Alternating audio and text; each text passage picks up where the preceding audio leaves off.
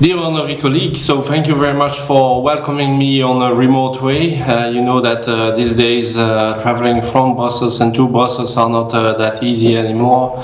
I hope that the situation will recover very soon. So again, thank you for welcoming me and to enable me to present this fertilizer regulation as one of the first crucial element of the circular economy package and action plans that were adopted in December. We believe that it will be a strong incentive for nutrient recovery, and this will also making, as Arnaud just said to you, the fertilizer production more sustainable. The proposal that we have elaborated is a result of a lot of consultation with stakeholders, including the member states representative, and some of the discussion we will have now with the council and with the parliament may be seen very technical, but we should never lose from sight that what we want to accelerate with this fertilizer proposal is really to convert the fertilizer market into a more sustainable market, being on the production side, being on the product side. So we will act in a way to contribute to this objective of resource efficiency, of a more sustainable product offer to our farmers. But also at the same time, we hope to create a lot of jobs opportunity and create also some growth. And this is what Finland understood from today's meeting is keen to enact at local level, and we are fully supporting this from Brussels. So this is for sure an opportunity for your country, and also this could be seen as a model for others. May I have the second slide, please?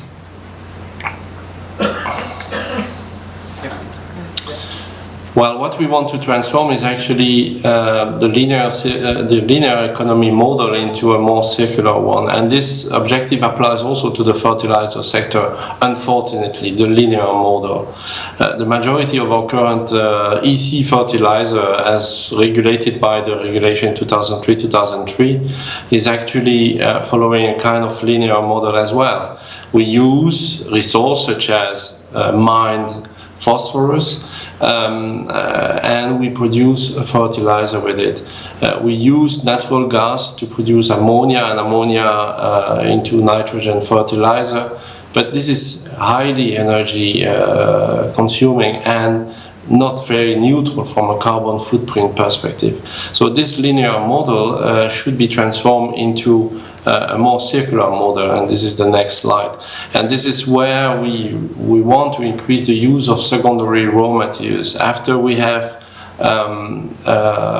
actually produced the materials via the farming activities, after the consumption, we could reuse a lot of waste that we are all generating, and bio-waste in particular, being the manure from the farmer, being the sewage sludge that are produced by water treatment plants.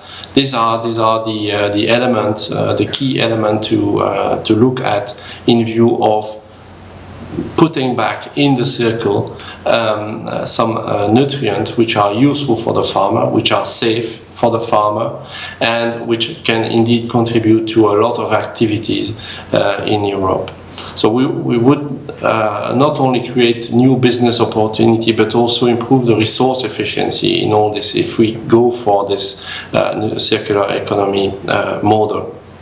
And by this also reduce the dependency from critical raw materials like phosphorus. I know that Finland is a special case because you have also this resource available with low cadmium limit, low cadmium concentration. But I believe that other countries should also reflect according to your perspective and engaging also themselves in the this recycled nutrient. However, we know that this transition towards a circular economy will require some regulatory challenge. They are present. We have some regulatory challenge, but also technological challenge. And what I would like to explain to you today is about that indeed. So on the next slide, really I want to remind the main drivers of our fertilizer regulation proposal that are now with the Council and the Parliament, adopted on the 17th of March this year. This is to be making the fertilizer more sustainable in general. We will act on the mineral fertilizer in order to improve the safety of the mineral fertilizer, but we will also offer a chance to recycle more from bio-waste and to boost the market for secondary raw materials, the recycled nutrient. And this is what I want to demonstrate today. On the next slide, the objective that we did not explain in the fertilizer regulation, but that we have for our own, is really to convert the market sector into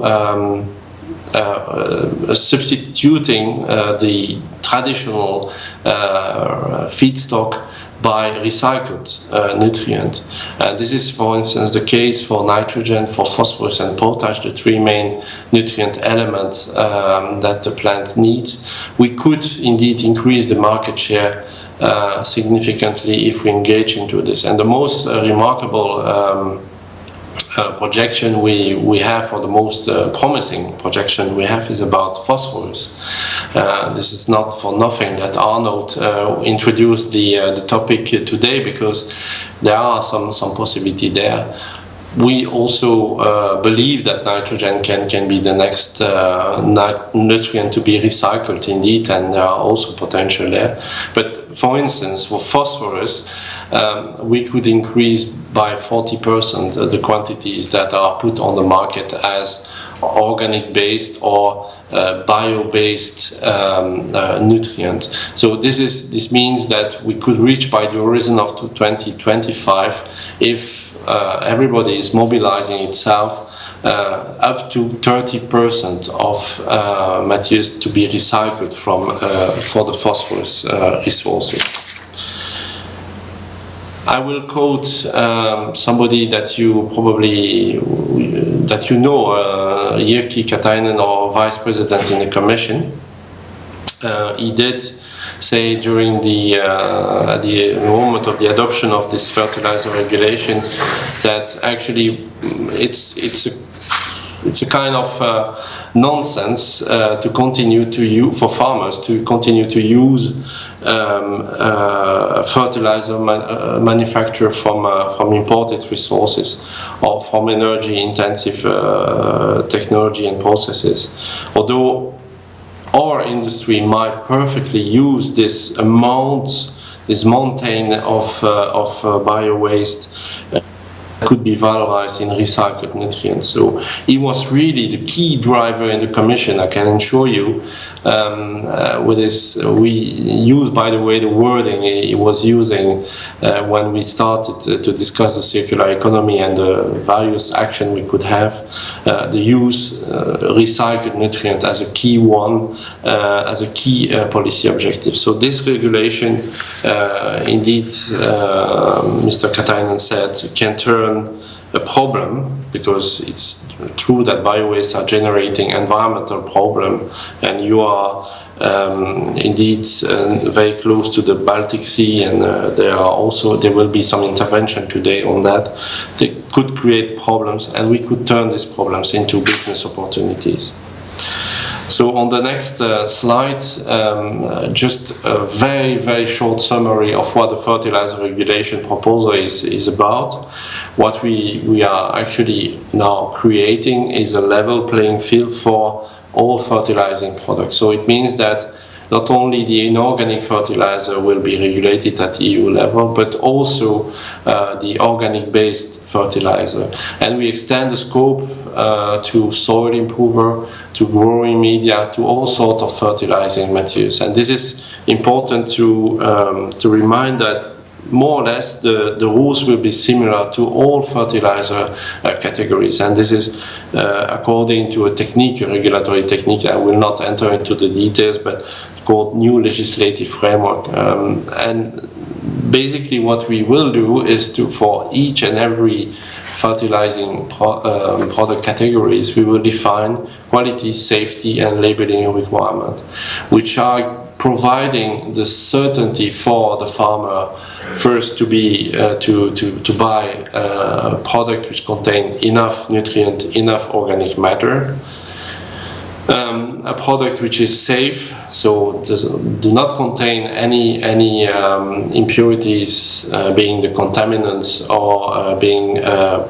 physical impurities, and which is and for which the product is providing the farmer good information, sufficient information through the labeling, so that he can make an informed choice and turn his normal fertilizing practice into a more sustainable practice as well. So we will not only help the industry to turn into more sustainable production, but also the farmer, the user, into a more sustainable production as well. Of course, all this require, under the new legislative framework, some conformity assessment procedure. We'll not enter into the detail today. On the next slide, it's a complicated slide, it seems to, but actually the principles are very simple. What we have done is actually impose the fact that a CE-mark fertilizer is composed of an exhaustive list of component material categories. This means that we have actually a list of 11 component material category. Outside this 11 component material categories, you may not consider you have manufactured a CE-mark fertilizer. And this might belong to one of the category of the product function category that we have elaborated. And there you see that we cover a very all-encompassing scope now with the fertilizer regulation proposal. I want to insist on the left side on three particular component material category, which are compost, digestate, and animal byproduct. The purpose of your discussion today is indeed to turn manure and sewage sludge into such materials. I must say, sewage sludge is not on board today. Raw manure is not on board today. Why so? Because raw manure first is regulated in the first place by animal byproduct regulation. And in order to circulate the animal byproduct such as manure, you need certain condition and to fulfill certain conditions. And these conditions are namely linked to to avoid the spread of animal disease. This endpoint we want to transfer into the fertilizer regulation. This will be done over time. And this will also be done over time for other recycled nutrients, such as the struvite, such as the ashes from the sewage sludge. But today the sewage sludge are not part of the component material category, which are allowed as such as raw sewage sludge for the manufacturing of CE-mark fertilizer. So this is a rather strict attitude that we have taken for raising the quality and the safety of the fertilizer. On the next slide, I want to recall a few issues that are related to recycled nutrients, and they are actually we do not have to underestimate the technological aspect. There are available technologies to obtain recycled nutrient from manure and from sewage sludge indeed. But we need to upscale from the lab to the industrial scale, and this is something that we want also to promote. Outside the fertilizer regulation discussion, we will have accompanying measures. And accompanying measures we will be discussing in 20 minutes time with the inter-service group that we have maintained at DG GROW level. With our colleagues, we want to indeed see what are the possibilities for research, what are the possibilities for granting subsidies to upscale the technology up to the industrial level. There are also varying quality in this biowaste. This is the beauty of the biowaste, but also one challenge, important challenge. And not all acceptable input materials, as I said, are today included. Today we include only compost, digestate, processed manure, and other animal byproducts which are listed clearly in our proposal. The next one will come over time. We will develop new end-of-waste criteria for ashes, for struvite, for biochar, but this needs to be secured. So the important message is that we have a safety aspect to respect as well when we talk about recycled nutrient. We cannot throw on the field anything that is unsafe and that could land into the food chain and finally reach the consumer. Finally, also what we are working on is the acceptability for all national legislators. And one important element will be the CE mark fertilizer trademark, if I can say so. But also, this would be one of my next slides, we want to keep the national fertilizer in place. I will come back to that, but on the next slide I want to give you also the benefit of the proposed EU regulation that we have identified. First, there are opportunities for reducing or the carbon footprint of the fertilizer production. So there will be less energy intensive production methods. There will be less intensive use of critical raw materials such as phosphorus. They may even be, thanks to the recycled nutrient, have less heavy metals, for instance, being spread in the soil. We estimate that by reaching this objective of 30% substitution of recycled phosphorus by mined phosphorus by recycled phosphorus, we could reduce by 10% the quantity of heavy metals that we are putting on our lands. These are estimates. We will also offer more choice for farmers. For the moment, they use automatically the same fertilizer without really reflecting on the nutrient that the plant needs from one year to another. This will create also a lot of jobs. We estimate that it could be, thanks to the recycling activities, also the collecting, etc., create up to 120,000 jobs in Europe. And there are also new opportunities for SMEs. Being the farmer, being the water treatment plant, we have nice examples, and this will be exposed today by Coppel, I believe, in the course of your program, a cooperative, a farmer cooperative, which is actually collecting the waste from the farmer, turning into recycled nutrients, selling back to the market, selling back as fertilizing product. We need to have this kind of model. The same exists in Billund for water treatment plants, where actually the embryo of the water treatment plant turn into a fertilizing production plant. And these are the business model we want to see populating across Europe, and Finland may be a key driver in this by piloting this kind of opportunity. A final word on this is my next slide, on optional harmonization. As I said, we have proposed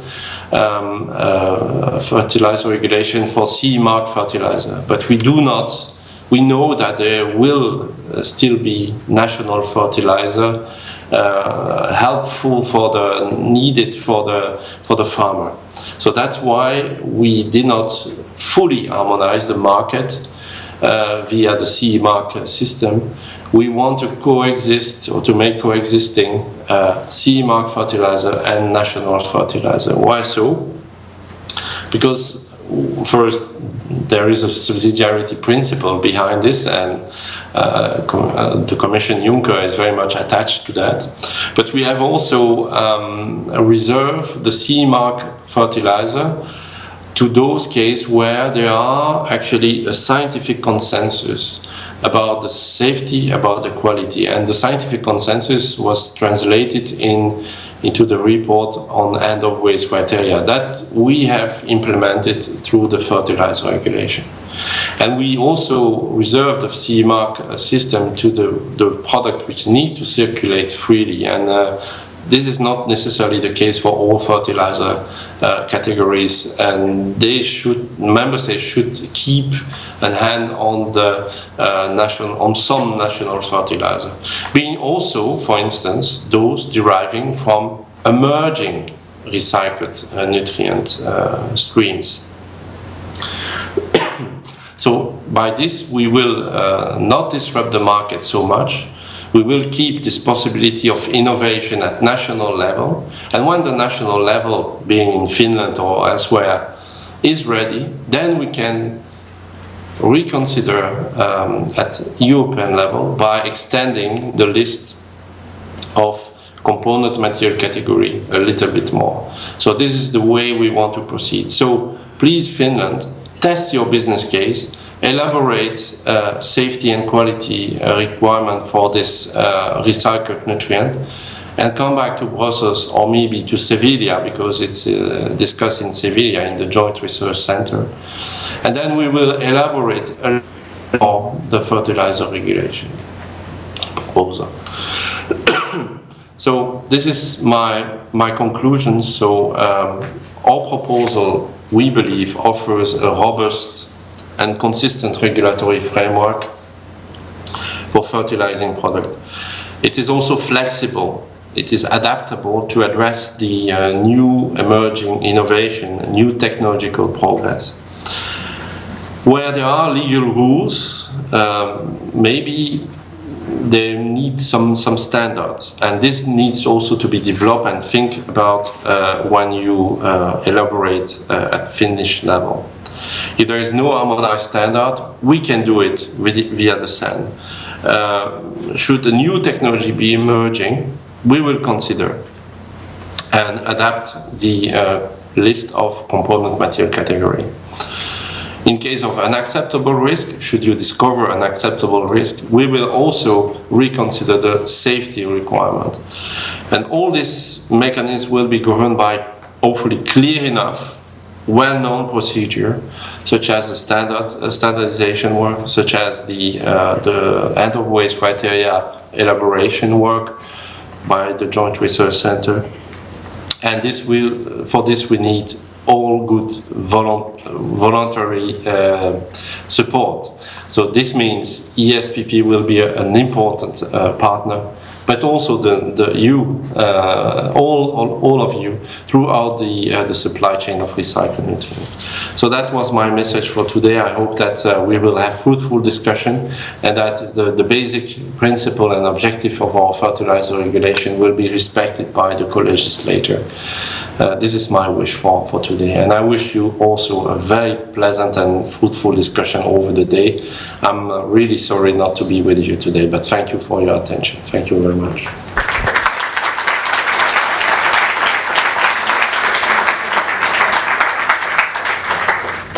Thank you very much, Mr. Liégeois. I will give the audience possibility to ask questions, and we have already quite few, so can we have the microphone? Over there. Yes, hello. Thank you for the possibility, and thank you for the excellent presentations, both for Commission and for ESPP. My name is Riikka Timonen, and I represent Kemira, which is a chemicals company, water treatment chemicals company. We are the biggest water treatment chemicals company in Europe. I'm sorry, but I'm not hearing anything. It's okay, I will tell you soon. Okay, and also with our products, most of the phosphorus today is removed from the European wastewaters. I think that this initiative is excellent, and Kemira has been involved in wastewater treatment, nutrient recycling for decades already. We have invested a lot in product development, R&D and innovation. What I would like to discuss is the aspect of struvite. And we have heard both in the ESPP presentation and Commission presentation about struvite. What I would like to point out is that struvite is only one inorganic salt of phosphorus. We have others. Actually, most of the phosphorus today is precipitated as iron phosphates. Also, that should be taken into consideration when thinking about these CMCs in fertilizer regulation, leaving room for innovation. So not limit ourselves only to one type of an inorganic salt of phosphorus, but leaving room for innovation. And we would very much like to see a CMC focused on generally inorganic salts of phosphate and not limiting ourselves at this point only to struvite. Thank you. Okay, thank you. I will tell the question a little bit shorter. So the question was about struvite, and why are we limiting ourselves only to struvite and not considering the other inorganic salts of phosphorus?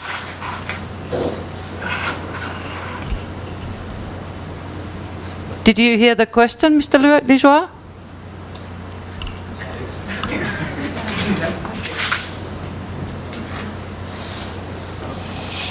Okay, Mr. Liégeois, can you hear me now? I can try with the language of the science, but I'm not very good in this. Can you hear me now? I cannot hear you, I'm sorry.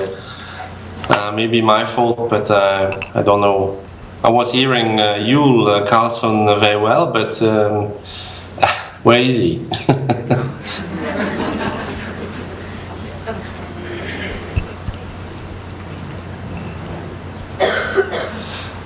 Never mind. If it doesn't work, can you hear me now? Hey? No? Can you hear me now? No, still not. Maybe I can. Any question you may have might be sent to my email address that is on the last slide. Okay. We have an ongoing public consultation on the proposal running up to the 12th of May. So it is probably the best way to contribute to this work at your level. Okay then, thank you. Thank you. But Bye-bye. I will give the microphone to Mr. Pashinia. He will answer the question, or at least discuss it. Yes, it's not my intention. I don't think of Eric Liégeois as well to limit the secondary resources out of wastewater or other streams. So that's the first thing. Our ambition is not only to make secondary resources out of wastewater and other organic waste, but to make those products that will end up in the market with the highest possible effect on agronomic use. So sometimes the iron phosphates you produce can be used in certain soils, but not in others. So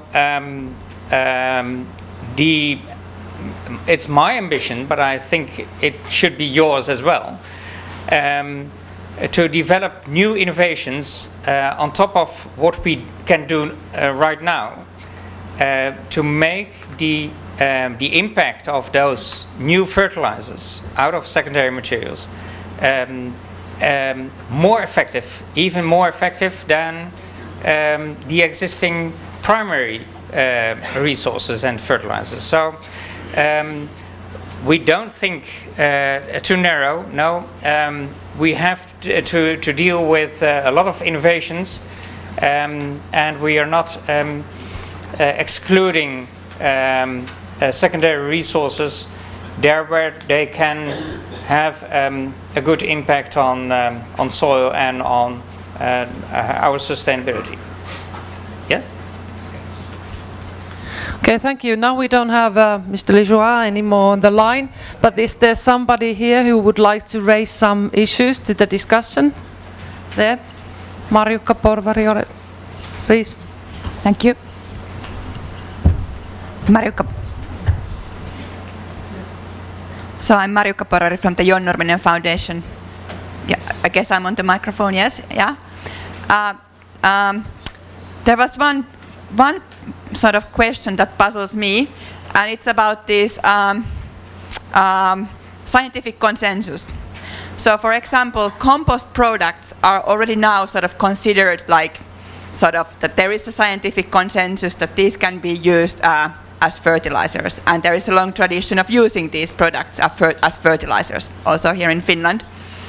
However, now if we take the case of sewage sludge, here in Finland the authorities think that there is a problem with the micropollutants. There might be a risk. The Finnish Environment Institute has pointed out that, for example, polybrominated flame retardants might be a risk in the soil. In some other countries, like in Latvia, there is no problem at all. They haven't even thought, I guess, about this problem. Here in Finland, we are very, how would I say, we go into these details and into these new things. And some other countries don't feel any problem with this. So how do we formulate this scientific consensus in these issues? Okay, thank you, Marjukka, for bringing up this important issue. And actually, I'm hoping that maybe when we will hear our next presentation from the new legislation from Switzerland, we can also discuss this with Anders Nätorp. We know that there are different practices in different countries. I was visiting Germany a few weeks ago, and we heard about their new legislation, which is also coming. So this is an issue that we have to discuss together and find out all the best research results and trying to find the consensus. Are there any other comments? Okay, if not, Yes. then I will... Okay, one more, yes. Very shortly, I'm Antti Kivima from Salo, an SME capable of taking phosphorus out of running water. The problem is, and I hope that would be addressed, if not now, today, who is going to pay for this? We all know that we can get about 95% of the phosphorus from the running waters, but the price when we get it out there and it's used is about 10 to 20 times higher than the phosphorus from the original soil. So who is going to pay for this? I've been asking that earlier also, nobody is answering. So would there be somebody taking responsibility?